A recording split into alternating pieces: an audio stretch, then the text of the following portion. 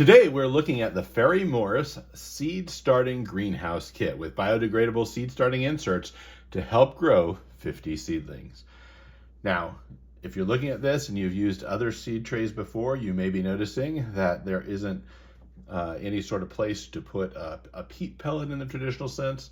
You don't have a rigid plastic boundary, but you do have instead this biodegradable surface that you can fill with a seed starting mix, or I suppose one could put a peat pellet inside of this. Similar to the earlier video we did where there was a silicone grid that you could put seed starting mix in, this would definitely be one that would prefer seed starting mix as kind of the more conventional viewpoint. This does have a dome, so they are anticipating you possibly wanting to use that, although obviously that is up to you. So let's look at it a little bit more. If you do have an existing seed tray, you could just get these inserts by themselves. These are sold, they're generally fairly cheap actually. The whole idea with one of these is that you basically can take the thing when it's got the soil in it and you've got a plant that has started, and you just plop this down right into your garden, into your soil. Now you see there's the hole on the bottom. This both helps it to have water in it, although it can wake up the water from the actual container itself. But more importantly, it gives a place for the roots to grow. So for a lot of plants, you actually are in a pretty good shape. I know I've seen other YouTube channels that says they hate something like this because they feel like it holds all the roots together. And while there's maybe a small element of that, not only is this going to biodegrade some, but you're also going to have this big hole at the bottom for a lot of the root mass to get out, which for the average plant that you're going to be growing in your garden should be enough. Plants are very good at finding the spots where their roots can grow and steering the roots to those spots.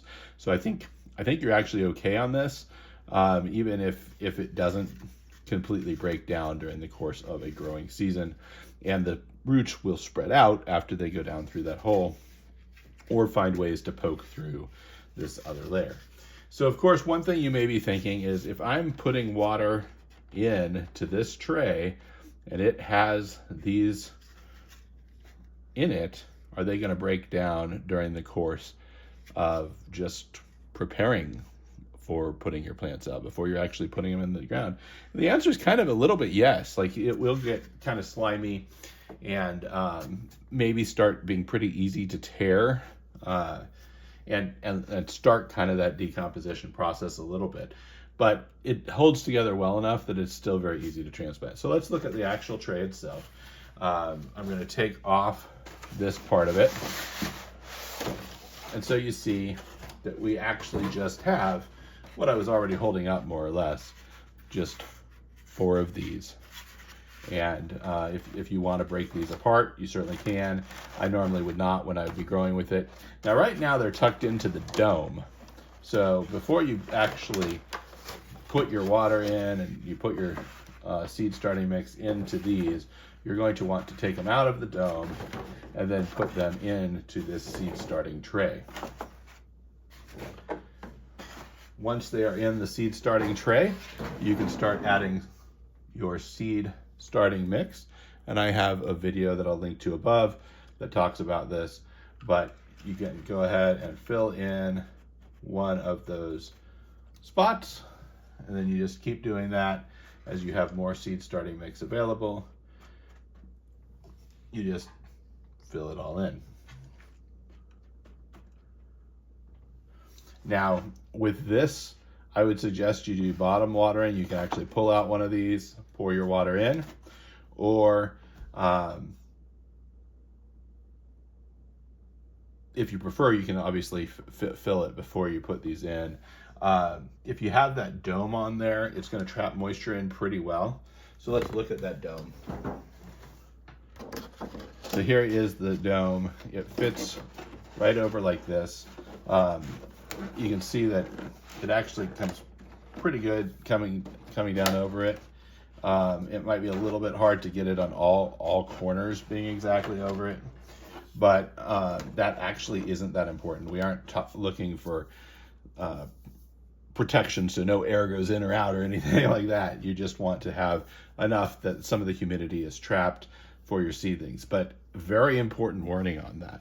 When you have a dome like this, the chance of damping off or other fungal diseases basically is very increased. So as soon as you see a green sprout, you're going to want to take that dome right off, keep it under your grow lights, and have the opportunity for the seeds to keep growing.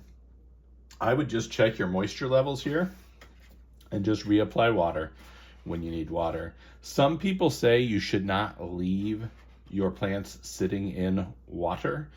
At this point, your roots aren't going to be very well established. So if you have a little reservoir of water down here, you don't have to worry about root rot. So I'd keep like an inch of water all the way across under this so that they can continue to wick and stay moisture filled, because that's what your seeds need for germination. It's what young seedlings need to get going, and there's really no risk there.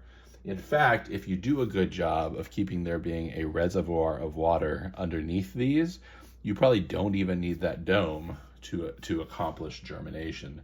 And we've shown you that in the past. Now, Jeff 6753, you are the lucky winner of our seed tray from last week, and we'll be giving away this seed tray to someone this week if you just comment below on what you'd like to grow in it and actually what seed trays you've used in the past. Send an email to gardening@bestgardenchannel.com to claim your prize. Now, I did want to flag that the person who won the raised beds has not yet sent us an email claiming them, so we will give it another week, and if we do not hear from that person, we will do a new giveaway for that. But for everyone, please do try to watch the Friday videos and see if you do win, particularly in the week after you've commented on a video.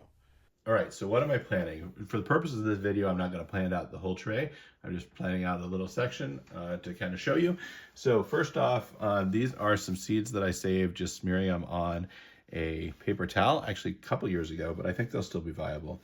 And these are for Barry's Crazy Yellow Tomatoes or something like that. They're a cherry tomato that, if I'm being honest, the flavor of them is boring, but they are so prolific. They give you so many tomatoes. So I'm growing this one anyway because I think it's really fun to grow, and I like having that excess of tomatoes. They're still good, they just aren't amazing.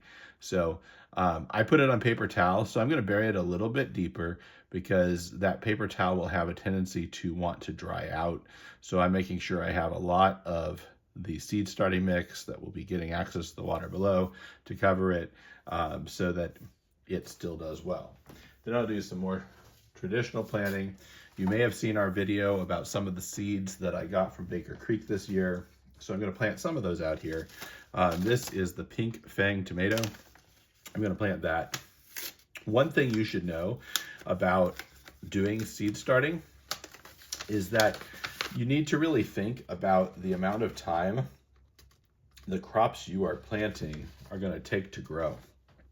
And if you are planting something that is a quick germinator, has a short life until it's at maturity and is ready for transplant, then you probably want to plant it in something different than something that takes forever. Here, I'm mostly going to be doing peppers and tomatoes. So peppers probably take a little bit longer than tomatoes, but I'm still going to plant these two together. They both are going to be ones that are at least 8 weeks before I'm planting out, maybe 12 in the case of some of the peppers. This one that I'm planting now is the mini bell pepper, also from Baker Creek. I have a tendency when I'm doing these videos to way overplant. Reality, you only need one seed. Obviously, seeds sometimes don't germinate, so putting 2 or 3 in there makes sense. You can load it up. If you end up with too many, you'll just want to snip off that additional growth from the one that you aren't trying to grow out. So I'd try to ultimately have only one thing of that size growing in any of these given little squares. Now, if you are planting like onions or something, you can have it really loaded up, and then when you transplant outside, you can separate them. But for a pepper or a tomato like that, I'd cut it down to just one, ultimately growing. All right, let's do the Queen of the Night tomato.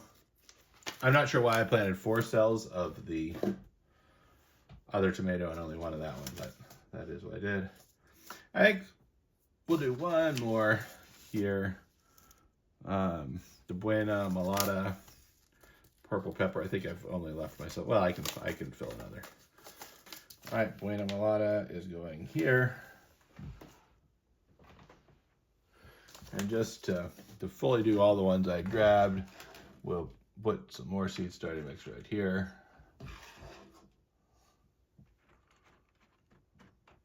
And I'll plant this pepper, Viquinho yellow.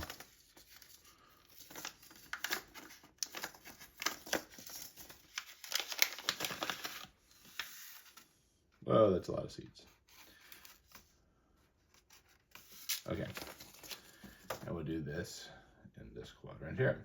And at some point, you should probably write down what it is that you're growing. You can use on the back of this, there's this grid that you can use to write down what you are growing where. And this basically would be each of those cell groups, and then you could just write in what you grew in it. So thank you for tuning in today. Please do like this video and subscribe to the channel. We are trying to really grow the channel this year, so we'd appreciate your support. We're going to have videos on Mondays, Wednesdays, and Fridays. So tune in and watch those videos. I look forward to growing with you.